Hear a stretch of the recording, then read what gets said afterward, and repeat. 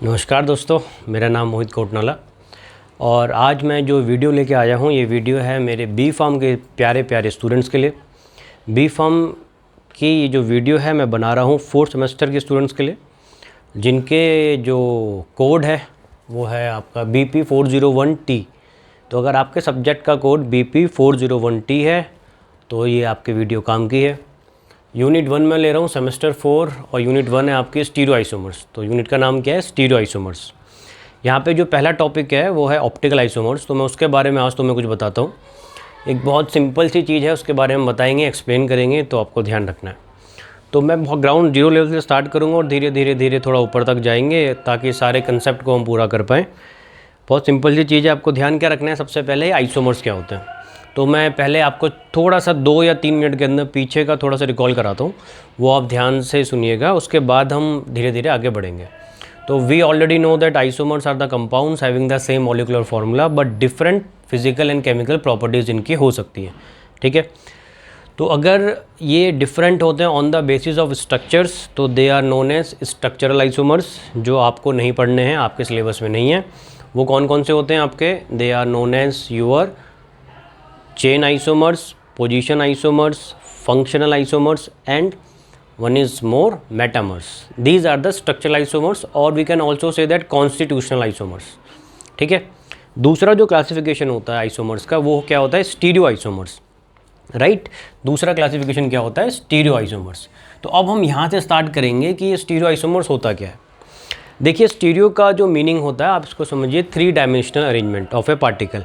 जैसे अगर मेरे पास ये मैंने यहाँ पे 2 मार्कर रखे हुए हैं, एक मार्कर ब्लैक वाला है, ये मार्कर आपके पास ब्लू वाला है, और सपोज़ करो मैंने यहाँ पे ये दोनों भी एक एक्सिस में है, तो इसको मान लिया मैंने एक्स एक्सिस हो गया। ठीक है, ये मैंने ऊपर कर लिया तो यहाँ पे 2 एक्सिस आ गए, एक्स वाई एक्सेस हो चुका है। और अगर मैं यहाँ पे एक पेन और ले लेता हूँ और उसको मैं ऐसे कर लेता हूँ तो ये क्या हो गए? 3 एक्सिस हो गए। अगर 3 डायमेंशनल अरेंजमेंट की वजह से प्रॉपर्टीज़ के अंदर चेंज आता है तो वो कौन सा आइसोमर्स कहलाएंगे? स्टीरियो आइसोमर्स कहलाएंगे। ठीक है, तो क्या बात हुआ? What are stereo isomers? The compound which have the same properties but they are different on the 3 dimensional arrangement. और 3 डायमेंशनल अरेंजमेंट की वजह से जो प्रॉपर्टी के अंदर चेंज आएगा उसको हम क्या कहेंगे? स्टीरियो आइसोमर्स कहेंगे। थोड़ा सा समझ पाना, ऐसे स्टीरियो को सुन पाना थोड़ा डिफिकल्ट होता है। एक एक करके हम उसको आगे बढ़ाएंगे कि कैसे हम स्टीरियो आइसोमर्स को जज कर सकते हैं। वो हमारे लिए एक बड़ा इंपॉर्टेंट पॉइंट है। कितने स्टीरियो आइसोमर्स पॉसिबल हो सकते हैं वो भी मैं आपको बताऊँगा। कायरल कार्बन्स क्या होते हैं वो थोड़ा सा आपको बताने की कोशिश करूँगा। तो कुछ इंपॉर्टेंट पॉइंट्स हैं इस यूनिट के अंदर, वो हम डिस्कस करेंगे। और अगर आपको यूनिट का प्रॉपर फ़ायदा उठाना है तो आप एक कॉपी और पेन लेके बैठो, ध्यान से सुनो बात को और नोट करते रहो। ठीक है, तो आई होप आप कॉपी और पेन लेके बैठे होंगे, ऐसा मुझे लग रहा है। और अगर कोई नहीं बैठा है तो यार बैठ जाओ, है ना, ज़्यादा टाइम नहीं लगेगा, बहुत जल्दी जल्दी समझ जाओगे, वरना आपको टाइम लग सकता है। ठीक है, तो अगर पढ़ना है तो यार सीरियस होकर पढ़ेंगे ना। क्यों? जब मैं आपको सीरियस होकर पढ़ा रहा हूँ तो आपको सीरियस होकर पढ़ना चाहिए। सीरियस होकर, ऐसा सीरियस नहीं, हंसते खेलते पढ़ो आराम से। चलिए जी, तो स्टार्ट करते हैं यार। सबसे पहला पॉइंट आता है हमारे पास, ये स्टीरियो आइसोमर्स का अगर मैं क्लासिफिकेशन करूं तो कितने पार्ट में क्लासिफाई हो सकता है? 2 पार्ट में हो सकते हैं स्टीरियो आइसोमर्स, है ना। एक को हम लोग कहते हैं ऑप्टिकल आइसोमर्स। ऑप्टिकल आइसोमर्स ये आपके सिलेबस में। And next is called geometrical isomers. Geometrical isomers, ठीक है, छोटा सा क्लासिफिकेशन बता रहा हूँ मैं आपको भी। ऑप्टिकल के we already know that 2 type के होते हैं हमारे पास, जिसको हम कहते हैं डेक्स्ट्रो और हम क्या कहते हैं? लीवो आइसोमर्स, डेक्स्ट्रो एंड लीवो। और ज्योमेट्रिकल के भी हम अगर बात करें, बहुत सिंपल वाला क्लासिफिकेशन करें तो एक सिस होता है और एक ट्रांस होता है। ठीक है, ये जस्ट आपको बेसिक पॉइंट आपको पता होना चाहिए। राइट, अब ध्यान क्या रखना है, इसके अंदर जो हमें काम की चीज़ें पढ़नी है वो क्या क्या होती हैं? कायरल कार्बन क्या होता है? एक कायरल कार्बन क्या होता है? What are enantiomer? ठीक है, और हम पढ़ेंगे इसके अंदर व्हाट आर डायस्ट्यूमर्स। ठीक है, वो हमें इसके अंदर थोड़ा इंपॉर्टेंट है, पढ़ना होता है।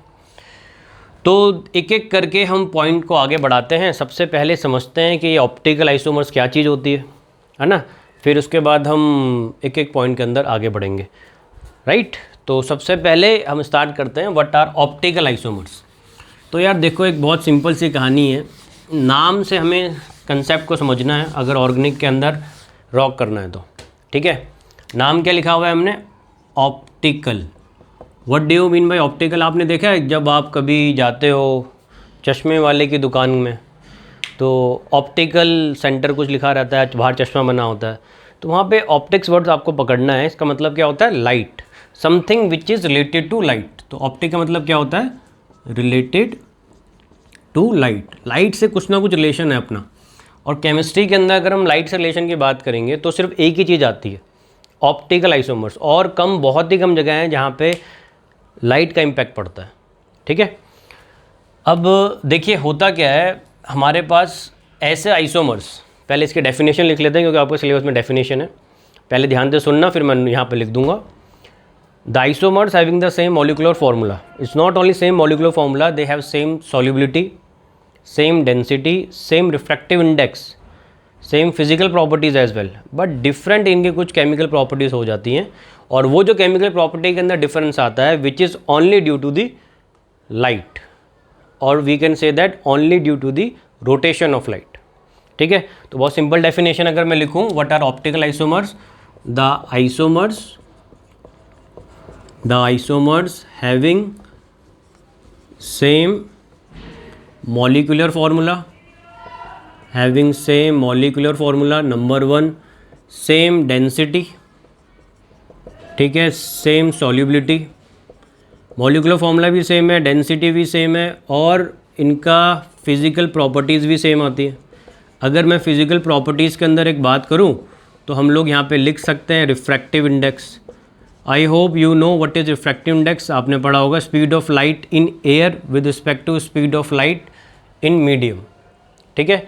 अगर हम लाइट को हवा में पास करें तो कैसे मूव करेगी, और अगर लाइट को मैं किसी मीडियम के थ्रू पास करूं, शायद अगर मैं पानी का इस्तेमाल करूं, तो लाइट की जो स्पीड है उसके अंदर वेरिएशन आ रहा है, उसकी वेरिएशन हम क्या कहते हैं, रिफ्रैक्टिव इंडेक्स। ये वाला वेरिएशन भी दो ऑप्टिकल आइसोमर्स के अंदर सेम रहेगा। तो यार अगर इतनी सारी चीज़ें सेम आ रही हैं तो फिर इसके अंदर डिफरेंस कहाँ क्रिएट हो रहा है, बट मैं यहाँ पर लिख रहा हूँ फिर, but they have different optical rotation of light, और इसकी वजह से जो प्रॉपर्टीज़ के अंदर चेंज आता है उसको हम कहते हैं एक ऑप्टिकल आइसोमेरिज्म, और ऐसे कंपाउंड्स को क्या कहेंगे, ऑप्टिकल आइसोमर्स, ठीक है। तो इन कंपाउंड्स को, जो ऐसे कंपाउंड्स होंगे उनको हम लोग क्या कह देंगे, ऑप्टिकल आइसोमर्स। तो आई होप आपको ये पॉइंट समझ में आ गया होगा। ऐसा आइसोमर जिनका सेम मॉलिकुलर फॉर्मूला है, सेम डेंसिटी होती है, सॉल्युबिलिटी होती है, फिजिकल प्रॉपर्टी होती है, इवन रिफ्रैक्टिव इंडेक्स भी सेम होता है, but they have different optical rotation of light, ऐसे आइसोमर्स को हम क्या कहते हैं, ऑप्टिकल आइसोमर्स, ठीक है। अच्छा ये यार हम पढ़ क्यों रहे हैं, ये थोड़ी देर में आपको मैं बताऊँगा। एक तो सिलेबस में इसलिए, है ना, दूसरा एक बहुत इसका मेजर रोल है जो फार्मेसी के अंदर इस्तेमाल होता है। कुछ एग्जाम्पल भी मैं आपको बताऊँगा जहाँ पर आप समझोगे कि यार ये अगर मैं नहीं पढ़ता तो कितनी बड़ी एक माइंड में कंसेप्ट मिस हो जाता, राइट। सो ये एक इम्पॉर्टेंट पॉइंट है, आई होप आपने ये नोट कर लिया होगा। जिसने नोट नहीं करा है वीडियो को पॉज करो, नोट कर सकते हैं यहाँ से। अब मैं इसके नेक्स्ट पॉइंट के अंदर आता हूँ। उसके अंदर हम लोग समझेंगे कि जो भी आपके पास ऑप्टिकल आइसोमर्स होते हैं वो आपको किस तरीके से हम कहेंगे कि कंपाउंड इज ऑप्टिकली एक्टिव और इनएक्टिव, ठीक है। तो बहुत सिंपल सा कंसेप्ट है, एक बारी में बताऊँगा, बहुत ध्यान से समझना। सो अब पॉइंट नंबर 2 आते हैं। पॉइंट नंबर 2 के अंदर हमने क्या करा, यहाँ पे एक कोई ऑर्डिनरी बल्ब लिया, this is your ordinary bulb, ठीक है। और ऑर्डिनरी बल्ब का मतलब क्या होता है यार, जो ऑर्डिनरी तरीके से जलता है, मतलब डाइवर्जिंग नेचर, ठीक है। तो यहाँ पे जो मैंने बल्ब बनाया है इसका नेचर क्या है, डाइवर्जिंग। ये लाइट पूरी ऐसे करके शो कर रहा है आपको, है ना। तो अगर मैं ऑर्डिनरी लाइट को पास करा दूँ एक प्रिज्म से, जिसको हम कहते हैं किसका प्रिज्म, निकोल का प्रिज्म। ये हमने एक यहाँ पे सपोज करो एक प्रिज्म बना दिया है, that is called Nicol prism. इसमें से मैंने लाइट को पास कराया है, right. The moment light cross from the Nicol prism it converted into PPL. What do you mean by PPL, plane polarised light, ठीक है। जैसे ही मैंने लाइट को यहाँ से पास कराया, ये लाइट इस तरीके से कन्वर्ट हो गई है, ये इसका लाइट का पैटर्न आ गया। इसको हम क्या कहते हैं, PPL। मैं दोबारा इसका नाम लिख रहा हूँ, प्लेन पोलराइज्ड लाइट, ठीक है। तो ऑर्डिनरी लाइट और प्लेन पोलराइज्ड लाइट में डिफरेंस क्या होता है? बहुत इंपॉर्टेंट डिफरेंस है। जो ऑर्डिनरी लाइट होती है वो आपकी कैसी होगी? बिल्कुल डाइवर्जिंग नेचर की। प्लेन पोलराइज्ड लाइट क्या होगी? एक डायरेक्शन की। जैसे आपने देखा है यार, कुछ बच्चे होते हैं वो लेज़र बीम का इस्तेमाल करते हैं, और जब वो लेज़र बीम का इस्तेमाल करते हैं तो वो एक पर्टिकुलर रेडिएशन जो जाती है एक ही पॉइंट के अंदर जाती है, बार बार वो वेरिएशन नहीं होता है, तो वो क्या हो जाएगा? हमारी ऑप्टिकल आइसोमर्स हो जाएगा। तो ये बहुत इंपॉर्टेंट है इस चीज़ को समझना कि ऑप्टिकल रेडिएशन के अंदर जो लाइट होती है उसकी यूनिडायरेक्शनल होती है, एक ही पॉइंट के अंदर वो पॉइंटेड होती है। सो यहाँ से जब मैंने प्लेन पोलराइज्ड लाइट को पास कराया तो ये लाइट जो है, इस एक आपने कंटेनर लिया हुआ है, एक सैंपल है, ठीक है, जो आपको बताना है कि ऑप्टिकली एक्टिव है नहीं है, क्या क्या इसके अंदर हो सकता है वो हमें बताना है सैंपल के अंदर। तो बहुत ध्यान से समझना। अगर यहाँ से पहली पॉसिबिलिटी रहते हैं, रे ऑफ लाइट यहाँ से आई और पास होकर चली गई, ठीक है, तो पहली पॉसिबिलिटी क्या है? इस लाइट ने यहाँ को, इस सैंपल को क्रॉस कर दिया है। लाइट आई, सैंपल से क्रॉस होकर चली गई। अगर क्रॉस कर दिया है तो हम कहेंगे कंपाउंड इज ऑप्टिकली एक्टिव, ठीक है, compound is optically active. Case number 2, light यहाँ से आई और उसको क्रॉस नहीं करा, ठीक है, तो अगर लाइट ने क्रॉस, मैं यहाँ पे लगा रहा हूँ, ये वाला नहीं करा, लाइट डिड नॉट क्रॉस, यहाँ से क्रॉस नहीं हुई है, तो कंपाउंड्स क्या हो जाएंगे? Optically inactive. ये पॉसिबिलिटी नंबर 2 हो गई, ठीक है। 2 पॉसिबिलिटी क्लियर हो रही है। अब आते हैं पॉसिबिलिटी नंबर 3 में, मैं थोड़ा ऊपर लिख रहा हूँ उसको। पॉसिबिलिटी नंबर 3 क्या है? लाइट आई, लाइट क्रॉस हुई और क्रॉस होने के बाद वो लेफ़्ट साइड को टर्न हो गई। अगर रे ऑफ लाइट ऑप्टिकली, या हम कहें plane polarised light, left side को टर्न कर जाती है तो उसको हम कहते हैं लीवो रोटेटरी, लीवो रोटेटरी, और उसका साइन क्या होता है? नेगेटिव साइन हम लगा देते हैं। तो लीवो रोटेटरी में क्या साइन आ जाएगा? नेगेटिव हो जाएगा, ठीक है। 4th पॉसिबिलिटी, अगर वो लाइट आपकी राइट साइड की तरफ टर्न हो गई है तो क्या साइन आ जाएगा? Positive, and it is said to be dextro rotatory, right. तो मेरे पास 4 पॉसिबिलिटीज आ गई हैं अभी। लेफ्ट को गया लीवो रोटेटरी, साइन क्या है? नेगेटिव। पॉजिटिव साइन आ रहा है तो डेक्स्ट्रो रोटेटरी, ठीक है, डेक्स्ट्रो बोले तो डी, डेक्स्ट्रो राइट साइड को टर्न हुई है। अब हम आते हैं 5वीं पॉसिबिलिटी के अंदर, वो मैं बिल्कुल टॉप में लिख रहा हूँ। ऐसी पॉसिबिलिटी हो कि ray of light, plane polarised light, sample से पास करे, ना ही लेफ़्ट मुड़े और ना ही राइट मुड़े, बिल्कुल स्ट्रेट चली जाए। इसको हम कहेंगे कि इस कंपाउंड, जो सैंपल के अंदर जो कंपाउंड दे रहे हैं वो रेसिमिक मिक्सचर है। That is it has 50% character of dextro rotatory and 50% character of laevo rotatory. इस वजह से जो लाइट है वो ना लेफ़्ट को मूव करेगी और ना ही राइट को मूव करेगी, it will go straight, and these are known as racemic mixtures और रेसिमिक मॉडिफिकेशंस, ठीक है। तो अगर लाइट हमारी सीधा स्ट्रेट मूव कर जाती है तो हम उसको क्या कह देंगे? रेसिमिक, ठीक है, ये सी है, RACEMIC, रेसिमिक कह देंगे उसे। रेसिमिक मतलब a mixture in which 50% character of dextro rotatory and 50% characters of laevo rotatory. और रेसिमिक मिक्सचर्स को हम रिप्रेजेंट करते हैं एक प्रीफिक्स लगा के, और वो प्रीफिक्स क्या होता है? Plus minus. जैसे एग्जाम्पल हम लिखेंगे +-2 इथेनॉल, तो द मूवमेंट आप ये देखते हैं +-2 इथेनॉल, तो आप क्या समझ जाओगे क्या है? एक रेसिमिक मिक्सचर है। इसके अंदर जो लाइट है ना ही वो लेफ़्ट को मूव करी है ना ही वो राइट को मूव करी है, लाइट कैसी गई है? बिल्कुल स्ट्रेट गई है, तो it is A racemic mixture, ठीक है। तो इस पॉइंट के अंदर मैंने आपको बता दिया कि ऑप्टिकल आइसोमर्स क्या होते हैं, बहुत सिंपल वे में, ठीक है। कैसे पता लगाएंगे कंपाउंड ऑप्टिकली एक्टिव है, ऑप्टिकली इनएक्टिव है, ठीक है। दूसरी चीज़, अगर डेक्स्ट्रो रोटेटरी है तो कैसे पता लगेगा, है ना, लीवो रोटेटरी तो कैसे पता लगेगा। कई बार हम डेक्स्ट्रो रोटेटरी को कह देते हैं क्लॉकवाइज रोटेशन और लीवो रोटेटरी को क्या बोल देंगे? Anti clockwise rotation. ये आपने छोटी क्लास के अंदर पढ़ा होगा, मेरे ख्याल से 12th के अंदर आया ही होगा, आपके 11th-12th के अंदर, ठीक है। This is point number 2। अब नेक्स्ट पॉइंट के अंदर आते हैं। हम ज़्यादा पॉइंट नहीं, सिर्फ 4 या 5 पॉइंट के अंदर ऑप्टिकल आइसोमर को ख़त्म कर देंगे। अब पॉइंट नंबर 3 के अंदर आते हैं। उसके अंदर हम समझते हैं स्ट्रक्चर पॉइंट ऑफ व्यू से कैसे हम जज करें कि कोई भी कंपाउंड हमारा ऑप्टिकली एक्टिव है या नहीं है, क्या क्या वो कंडीशंस हैं जो फॉलो करेगा ऑप्टिकली एक्टिव कंपाउंड को। तो इसके लिए आपको सबसे पहले समझना होगा, नंबर 2 पॉइंट के अंदर मैं आता हूँ, वो होते हैं कायरल कार्बन।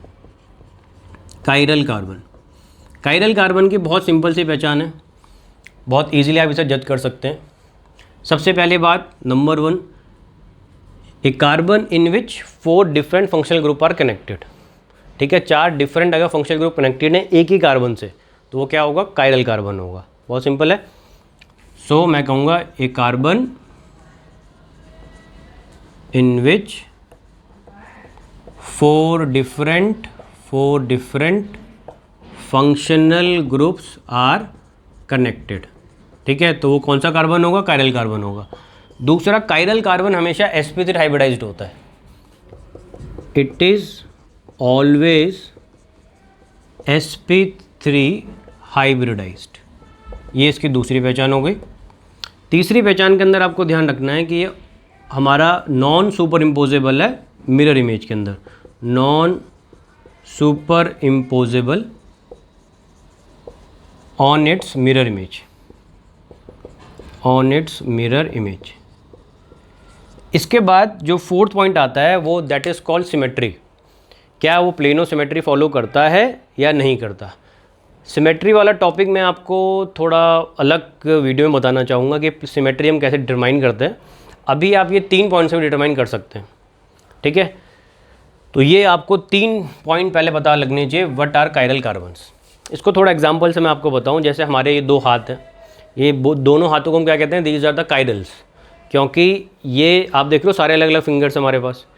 अगर आप यहाँ पे 4 फिंगर देखोगे, चारों अलग अलग है, ये चारों को आप क्या मान लोगे, फंक्शनल ग्रुप्स। ठीक है, तो ये प्रॉपर्टी फॉलो कर रहा है।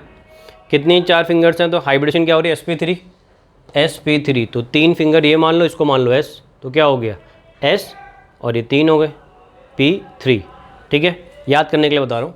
दूसरा क्या लिखा हुआ है, non super imposable mirror images. तो आप क्या कर सकते हो, अगर आप दोनों हाथों को एक दूसरे के ऊपर रखोगे, तो क्या हो रहे हैं, ये नॉन सुपर इम्पोजेबल हो रहे हैं, है ना। क्या बन गई, मछली जल की रानी है। ऐसे नहीं रखना, ऐसे रखा जाता है सुपर इम्पोज। ठीक है, ये हाथ दोनों हाथ है, इसको ऐसे रख दोगे तो अंगूठे क्या हो रहे हैं, एक दूसरे के ऊपर नहीं आ रहे। तो हम कहते हैं जो भी हमारे हाथ होते हैं वो क्या एक तरीके से कायरल है, नॉन सुपर इम्पोजेबल है। ये पॉइंट क्लियर हो रहा है। ऑप्टिकल आइसोमर्स के लिए ये पॉइंट याद रखना बहुत ही ज़रूरी होता है। ठीक है, नेक्स्ट पॉइंट के अंदर चलते हैं। अब हमारे पास ए कायरल क्या होंगे, ए कायरल होंगे, इसका जस्ट उल्टा कर सकते हो आप, ऐसे कार्बन या ऐसी शेप्स जो कि सुपर इम्पोजेबल हो सकती हैं, उनको हम क्या कहेंगे, ए कायरल कहेंगे। अगर मैं बहुत सिंपल सा एग्जांपल लूँ इसको समझाने के लिए, तो आप एक एग्जांपल कंसीडर कर सकते हो जिसको हम कहते हैं स्फेरिकल। कोई भी शेप होती है स्फेरिकल, है ना, वो क्या होती है, ए कायरल होता है। सुपर इम्पोजेबल मिरर इमेजेस उसको हम सिंपल वे में कहते हैं। या स्फेरिकल शेप के अलावा आप ले सकते हो cylindrical shapes, this is also an example of A chiral. तो कायरल हमें पता है, ए कायरल हमें पता है, राइट। ऑप्टिकल आइसोमर्स क्या होता है ये मुझे थोड़ा सा आइडिया लग चुका है, डेफिनेशन मैंने लिखवा दिया आपको। ऑप्टिकली एक्टिव, इनएक्टिव, डेक्स्ट्रो कौन सा है, लीवो कौन सा है, रेसमे मिक्सचर कौन सा है, ये भी आपको क्लियर हो गया है। अब क्वेश्चन आता है कि एनाइंशियोमर्स और डायस्टियोमर्स अगर मैं किसी कंपाउंड के अंदर दूं तो वो आप कैसे डिटरमाइन करोगे। ठीक है, सपोज करो मैं एक क्वेश्चन ले लेता हूँ और आपको पूछूंगा कि इसके अंदर बताओ कायरल कार्बन कितने हैं और क्या इसका आइसोमर बन सकते हैं, एनाइंशियोमर है या डायस्टियोमर है, तो इसके बारे में आपको बताता हूँ। लेकिन उससे पहले थोड़ा सा आपको बताता हूँ कि कायरल कार्बन को जज कैसे करते हैं। कई स्टूडेंट कन्फ्यूज़ हो जाते हैं। तो पहले जैसे मैं क्वेश्चन कराता हूँ आपको, ये आपके पास कंपाउंड है, यहाँ पे सपोज करो Cl है, इधर CH3 है, इधर C2H5 है और यहाँ पे मैंने NO2 कर दिया। सपोज ये कोई कंपाउंड है, तो मैं कायरल कार्बन को ये वाला मानूंगा, बीच वाला कार्बन कौन सा है, कायरल कार्बन है। क्यों है कायरल कार्बन, क्योंकि यहाँ पे चारों के चारों डिफरेंट फंक्शनल ग्रुप है ना। दूसरी चीज़, अगर मैं इसके यहाँ पे एक मिरर रख देता हूँ तो और मैं इसकी इमेज बनाऊँगा, तो मिरर के अंदर ध्यान रखना लेफ़्ट और राइट वाली चेंज होते हैं, ऊपर वाला हमेशा सेम रहेगा। मतलब CH3 एंड C2H5 हमेशा सेम रहेंगे और यहाँ पे Cl हो जाएगा, इधर क्या हो जाएगा NO2, राइट। अब अगर आप इस वाले स्ट्रक्चर को उठाओ और इसको इसके ऊपर रखोगे तो NO2 और Cl ये आपस में सुपर इम्पोज नहीं होंगे। तो हमने दूसरे तरीके से भी कंफर्म कर लिया, it is a chiral carbon, right. This is quite simple and easy method to determine chiral carbon है या नहीं है। अब अगर सपोज करो हमने यहाँ पे कुछ ऐसा किया, इधर लिया हमने CH3, यहाँ पे ले लिया हमने C2H5। अब ये दोनों हमारे पास फंक्शनल ग्रुप सेम ही है, अल्काइली ग्रुप है लेकिन डिफरेंट है। यहाँ पे मैंने H कर लिया और यहाँ पे मैंने Cl कर लिया। तो क्या ये कायरल कार्बन है? Yes, it is a chiral carbon, है ना। क्योंकि फिर आप अगर यहाँ पे इमेज बनाते हो ऐसे करके, मिरर के अपोजिट आप ऐसे रखोगे, यहाँ पे कार्बन आ जाएगा, दिस इज़ कॉल्ड Cl, यहाँ पे क्या आ जाएगा CH3 और यहाँ पे क्या हो जाएगा H। तो इससे मुझे पता लग जाएगा कि ये कार्बन कायरल कार्बन है या नहीं है, ठीक है। अब एनेंशियोमर को थोड़ा सा मैं आपको एक एग्जांपल के फॉर्म में बताता हूँ। एनेंशियोमर बेसिकली ऐसे आइसोमर्स होते हैं जिनका सेम मॉलिक्यूलर फॉर्मूला होता है, but they are non superimposable to its mirror image, ठीक है। मैं बोलता हूँ, लिख लो फटाफट। The enantiomers are the optical isomers having same molecular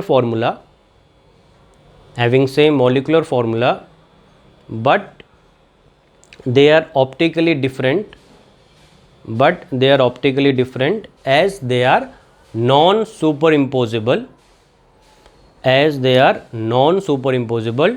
to its mirror image. This is very important point for the definition of enantiomers, ठीक है। अब मैं एनेंशियोमर का एक एग्जांपल आपको बताता हूँ। वो इस टाइप के एग्जांपल आप अपने स्कूल में दिखा सकते हो, कॉलेज में दिखा सकते हो और वहाँ पे रिप्रेजेंट कर सकते हो। मैं एग्जांपल है, सपोज़ करो मेरे पास है कोई कंपाउंड, इन दो एग्जांपल के अलावा बता रहा हूँ, जिसमें आपको बताना होगा इसमें कितने कायरल कार्बन है, वो आइसोमर बनेगा या नहीं बनेगा। सपोज़ करो एक एग्जांपल ले लेते हैं, 2-ब्रोमोब्यूटेन। क्वेश्चन आया आपके पास 2-ब्रोमोब्यूटेन, ठीक है। तो इसको आप कैसे लिखोगे? सबसे पहले ब्यूटेन मतलब कितने कार्बन हो गए? 4 कार्बन हो गए, ठीक है। आपने ऐसे लिखा 1 2 3 4, ठीक है। सेकंड पोजीशन में क्या डाल दिया आपने? Br डाल दिया और यहाँ पे आ गया CH3, इधर ये आपने सिंपली हाइड्रोजन इसमें लगा दिए। अब मैं इसको कैसे रिप्रेजेंट कर सकता हूँ ऑप्टिकल आइसोमर के रिस्पेक्ट में? सबसे पहले मैं एक डॉट बनाया, इसका मतलब क्या हो गया? यहाँ पे CH3 है ना। आपको पता है बॉन्ड लाइन प्रेजेंटेशन टर्मिनल्स में हमेशा क्या होता है? CH3 होता है, ठीक है। तो ये जो मैंने बनाया है CH3, ये एक लाइन में आ गया, फिर इधर एक लाइन आ गई, तो कितने कार्बन हो गए? 1 2 3 and 4, ठीक है। यहाँ पे कितने कार्बन है? 1 2 3 4, वही कार्बन मैंने यहाँ पे 4 डॉट से बना दिए। अब किस कार्बन में Br कनेक्टेड है? फर्स्ट वाले कार्बन, सेकंड कार्बन में। तो इसको अगर मैं इस वाली लाइन से दिखा रहा हूँ, ये थोड़ा सा मैंने डार्क दिखा दिया ऐसे करके। आई होप ये आपको 3 टाइप के पैटर्न की लाइनें पता होंगी, ठीक है। और बाकी जगहों में सिंपली मैंने अगर Br को एक पैटर्न में ये दिखाता हूँ, ये आपको याद है 3 टाइप की प्रेजेंटेशन होती है। एक लाइन होती है बिल्कुल सिंपल वाली, जिसको हम कहते हैं ऑन द प्लेन है। एक लाइन ऐसे आएगी आपके पास डार्क वाली, बिल्कुल डार्क होती है, इसको हम कहते हैं टुवर्ड्स द ऑब्जर्वर, है ना। This is what? Towards the observer, ठीक है। ये क्या होती है? On the plane. और एक लाइन होती है आपके पास जो ऐसे ऐसे करके क्रिएट होती है और थोड़ा सा दूर जाते हुए आपको नज़र आएगी, ठीक है। इस लाइन का मतलब क्या होता है? थर्ड वाली लाइन का अवे, दूर नज़र आ रही है ना, away from the observer. Observer कौन है? अगर आप ऑब्जर्वर हो और ये आपके पास 2 लाइनें हैं, एक जो मेरी तरफ आ रही है टुवर्ड्स द ऑब्जर्वर, वो कौन सी लाइन हो जाएगी? सेकंड वाली। और ये जो लाइन ब्लू वाली है ये इस तरफ जा रही है, तो ये क्या हो जाएगी? अवे फ्रॉम द ऑब्जर्वर, जो डैश वाली लाइन है, ठीक है। तो अगर मुझे स्टीरियो आइसोमर दिखाना है इस कंपाउंड को, पहले फॉर्म में मैं ऐसे बनाऊंगा, सेकंड फॉर्म के अंदर मैं स्ट्रक्चर को चेंज कर दूंगा, ऐसे ऐसे। ये हमने सेम चीज़ रखी, बट अब मैं यहाँ पे क्या कर सकता हूँ? डैश वाली लाइन दिखा सकता हूँ। और यहाँ पे मैंने क्या दिखा दिया? Br। जो फर्स्ट वाली लाइन है जिसको मैं डार्क वाली कर रहा हूँ, उसको मैं कहूँगा फ्रंट लाइन है, इसको मैं फ्रंट रिप्रेजेंटेशन कर रहा हूँ उसकी। और ये वाली क्या हो गई? बैक। फ्रंट वाले को मैं इसलिए कह रहा हूँ फ्रंट, क्योंकि टुवर्ड्स द ऑब्जर्वर है, मेरे सामने आ रहा है इसलिए फ्रंट है। ये मुझसे दूर जा रहा है तो बैक साइड हो गई, ठीक है। तो इससे मुझे पता लगा कि यहाँ पे नंबर ऑफ जो स्टीरियो आइसोमर्स पॉसिबल हो रहे हैं वो कितने हो रहे हैं? 2। तो आप यहाँ पे लिखोगे number of stereoisomers are 2, ठीक है। So number of stereoisomer यहाँ पे कितने हो गए हैं? 2 हो गए, ठीक है। This is example number 1, 2-ब्रोमोब्यूटेन। एक और एग्जांपल लेते हैं, उसके अंदर मैं थोड़ा सा आपको बताऊंगा कि डाइस ट्यूमर्स क्या होते हैं, प्लस आपको थोड़ा सा ये बताने की कोशिश करेंगे कि कैसे कोई कंपाउंड डाइस ट्यूमर और एंजियोमर की फॉर्म में एग्जिस्ट करता है डिफरेंट वे से। लेकिन ये सब मैं नेक्स्ट वीडियो में आपको बताऊंगा, क्योंकि मुझे अभी कुछ याद आया कि मुझे एक इम्पॉर्टेंट काम के लिए जाना है। ये नेक्स्ट वीडियो के अंदर बताता हूँ आपको कैसे हम डाइस ट्यूमर्स को क्रिएट करेंगे।